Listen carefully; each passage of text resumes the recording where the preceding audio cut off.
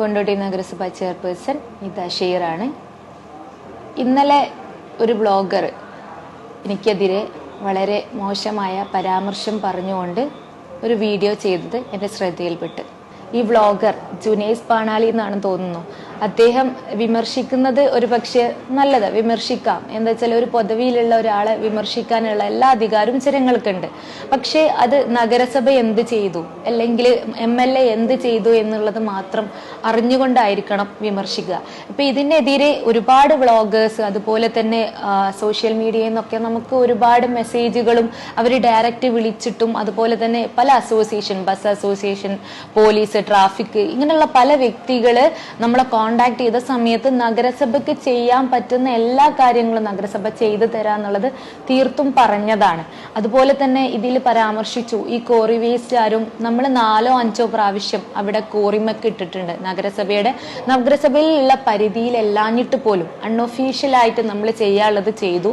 Drainage open ചെയ്യാനുള്ള കാര്യങ്ങൾ വരെ നമ്മളാണ് ചെയ്തത്. ഇപ്പോഴും ഈ വ്ളോഗർ ഇന്നലെയാണ് ഈ വീഡിയോ അപ്ലോഡ് ചെയ്യുന്നത്. മിനിയാന്നാവുമ്പോഴേക്കും ഞാൻ രാവിലെ 9 മണി തൊട്ടിട്ട് 4:30-5 മണി വരെ സൈറ്റിൽ നിന്നുകൊണ്ടാണ് വർക്ക് ചെയ്യിപ്പിച്ചത്. തികച്ചും ഈ റോഡ് NHAIയുടെ ആണെന്നുള്ളത് നാട്ടുകാർക്കായാലും എല്ലാവർക്കും അറിയുന്ന കാര്യമാണ്. പക്ഷെ നിങ്ങളുടെ ഇത്തരത്തിലുള്ള വ്ളോഗിലൂടെയും മറ്റും അവരിലേക്ക് ഒരു തെറ്റിദ്ധാരണ വരുത്തുന്ന ഒരു സന്ദർഭമാണുള്ളത്. സ്റ്റേറ്റ് ഹൈവേ എന്താണെന്നും നാഷണൽ ഹൈവേ എന്താണെന്നും മുനിസിപ്പാലിറ്റിയുടെ ഉത്തരവാദിത്തം എന്താണെന്നൊക്കെ തികച്ചും ഇക്കാലത്ത് കുഞ്ഞു കുട്ടികൾക്കും ചിലപ്പോൾ അറിയാവുന്നതായിരിക്കും. ഒരു പോസ്റ്റ് എന്നുള്ള രീതിയിലോ അല്ലെങ്കിൽ മൊത്തമായിട്ട് പ്രതികരിക്കുന്നതിലോ പ്രയാസങ്ങളില്ല. പക്ഷെ എന്നെ ടാർഗറ്റ് ചെയ്തുകൊണ്ട് ഞാൻ എന്നുള്ള വ്യക്തി പട്ടിഷോ എന്നുള്ളൊരു വാക്ക് അതിൽ വ്യക്തമായിട്ട് അദ്ദേഹം പറയുന്നുണ്ട്. പട്ടിഷോക്ക് വേണ്ടിയിട്ട് വെറും ചുവപ്പ് ബോർഡിൽ അങ്ങോട്ടും ഇങ്ങോട്ടും തൻ്റെ കുടുംബങ്ങൾക്ക് വീട്ടിലേക്ക് യാത്ര ചെയ്യുന്ന വ്യക്തിയാണെന്നും അതുപോലെ തന്നെ ചായം പുരട്ടിയ വേഷത്തിലേക്ക് സംവിധാനം മാത്രമാണ്, അല്ലെങ്കിൽ മുടി സ്ട്രെയിറ്റ് ചെയ്ത് അങ്ങനെയൊക്കെ പല പേഴ്സണൽ ഹറാസ്മെന്റ് അതിൽ വളരെ വ്യക്തമായിട്ട് പറഞ്ഞു.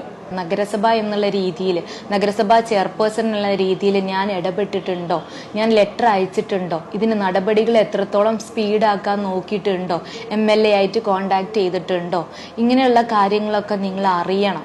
അറിയാതെ നിങ്ങൾ ഒരാളെ പേഴ്സണൽ ഹറാസ് ചെയ്യരുത്. ഇപ്പൊ ഈ അടുത്ത് പ്രിൻസ് എന്ന മൂവിയിലും നമ്മൾ കണ്ടിട്ടുണ്ട്, ഒരാളെ ലൈഫ് സ്പോയിൽ ചെയ്തിട്ട് അയാൾ മരണത്തിലേക്ക് അടുത്തത് വരെ ഇത്തരത്തിലുള്ള വ്ളോഗേഴ്സിൽ നിന്നാണ്. നിറത്തിന്റെ പേരിലോ ജാതിയുടെ പേരിലോ പേഴ്സണാലിറ്റിയെ വെച്ചിട്ടൊന്നും ഒരാളെ വിലയിരുത്തരുത്. എന്ന് വെച്ചാൽ അവനവന്റെ പേഴ്സണാലിറ്റി അവനവനുള്ളതാണ്. 3 മാസം കഴിഞ്ഞാൽ ഇലക്ഷൻ വരികയാണ്. അപ്പൊ ഇലക്ഷനെ അഭിമുഖീകരിച്ച് രാഷ്ട്രീയ തന്ത്രങ്ങളൊക്കെ ആയിട്ടായിരിക്കും നിങ്ങൾ വ്ളോഗുകൾ ചെയ്യുന്നത്. കൊണ്ടോട്ടിയുടെ ചരിത്രം അറിയുന്നവർക്ക് തന്നെ അറിയാം ഇത് ഒരു പാടമായ ഭൂമിയാണെന്നും എത്രത്തോളം വെള്ളം ഇതിലൂടെ ഒഴുകി പോകും എന്നുള്ളതും.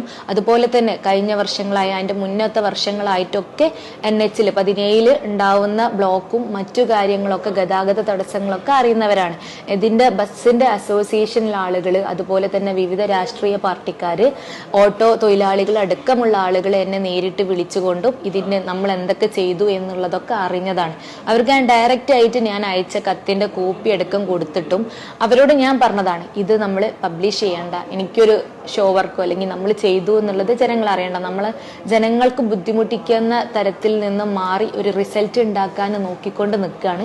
ആ റിസൾട്ട് 1-2 ദിവസത്തിൻ്റെ ഉള്ളിൽ ഞാൻ ഉണ്ടാക്കി തരും എന്ന് പറഞ്ഞതിന്റെ അടിസ്ഥാനത്തിൽ മിനിയാന്ന് നമ്മൾ ഓട നീക്കം ചെയ്തു. വെള്ളത്തിന്റെ തടസ്സങ്ങൾ ഒരുപാട്.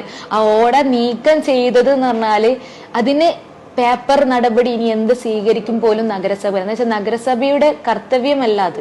ഒരു മൺസൂൺ സീസണിന്റെ മുന്നേ NH നിന്ന് NHAIയുടെ കർത്തവ്യമാണ് ഓടകളെല്ലാം നീക്കം ചെയ്തുകൊണ്ട് തടസ്സപ്പെടുന്ന രീതിയിലുള്ള ഗതാഗത തടസ്സം ഉണ്ടെങ്കിൽ അതിന് എസ്റ്റിമേറ്റ് വെച്ച് റോഡ് നന്നാക്കുക എന്നുള്ളത്.